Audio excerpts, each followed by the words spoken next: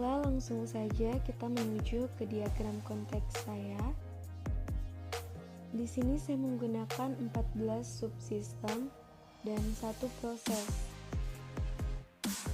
Di sini saya menggunakan 3 simbol. Yang pertama itu ada external entity, kesatuan luar atau boundary, batas sistem.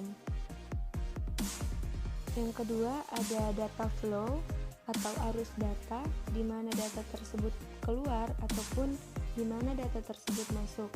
Yang ketiga ada proses, atau di mana data tersebut keseluruhannya diproses, yaitu di sistem informasi puskesmas atau biasa juga disebut dengan SIMPUS.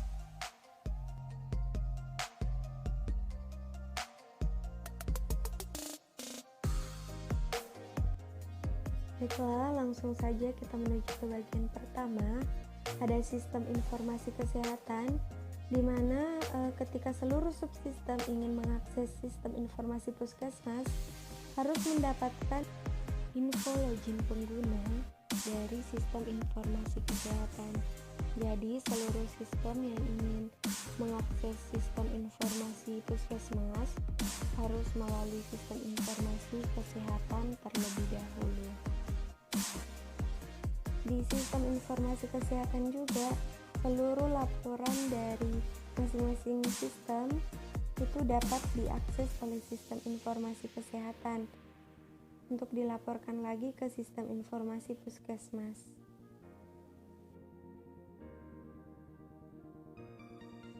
Selanjutnya, mari kita menuju ke tempat penerimaan pasien. Jadi di tempat penerimaan pasien ini, petugas akan login masuk ke dalam sistem informasi puskesmas dan dapat menginput data pasien baru. Jika pasien lama, petugas hanya cukup mencari nomor rekam medis karena telah terdapat laporan data rekam medis pasien yang telah direkap oleh sistem informasi puskesmas secara otomatis. Lalu setelah itu akan diarahkan ke poli tujuan, IGD ataupun rawat inap. Lalu untuk ketiga poli, di sini dia menggunakan aplikasi yang sama, hanya berbeda pada menginput kode ruang saja. Jadi masing-masing poli itu akan menginput kode ruangnya. Jika poli umum menginput kode ruang poli umum. Begitu juga dengan poli gigi dan poli KIA. Sini poli akan melengkapi data, diagnosa, dan pelayanan yang telah diberikan kepada pasien berdasarkan pasien yang telah mendaftar di PPP. Selanjutnya ada IGD, di mana IGD akan menginput data tindakan dan pelayanan yang diberikan kepada pasien.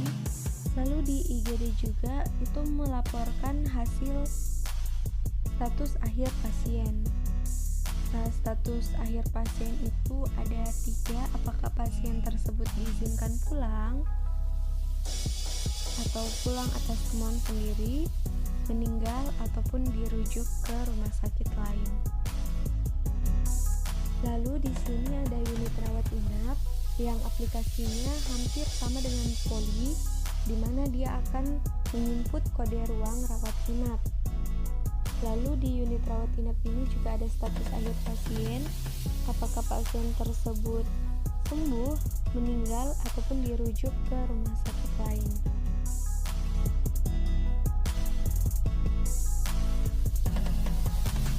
Baiklah, selanjutnya kita ke laboratorium, di mana laboratorium ini mendapatkan data dari unit rawat inap, IGD, serta poli yang membutuhkan pemeriksaan laboratorium.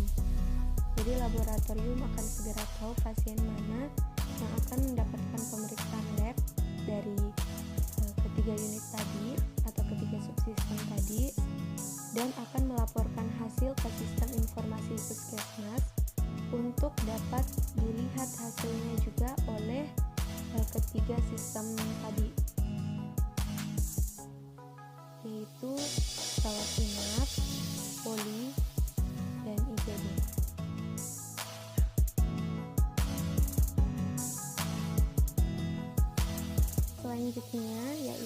apotik, di mana apotik juga mendapatkan data dari poli, IGD, serta rawat inap mengenai kebutuhan obat atau obat yang akan diberikan kepada pasien.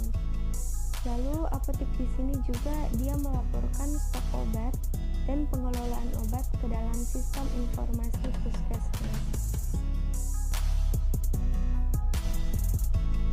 Selanjutnya kita menuju ke bagian tata usaha.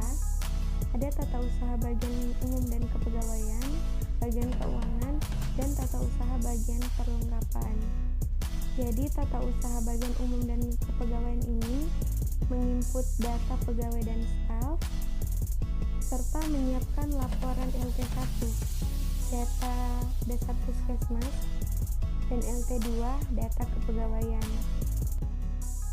Lalu ada tata usaha bagian keuangan, di mana dia akan melaporkan tentang pengadaan gaji staf, serta melaporkan pengelolaan, pengeluaran, dan pemasukan keuangan di sistem informasi puskesmas.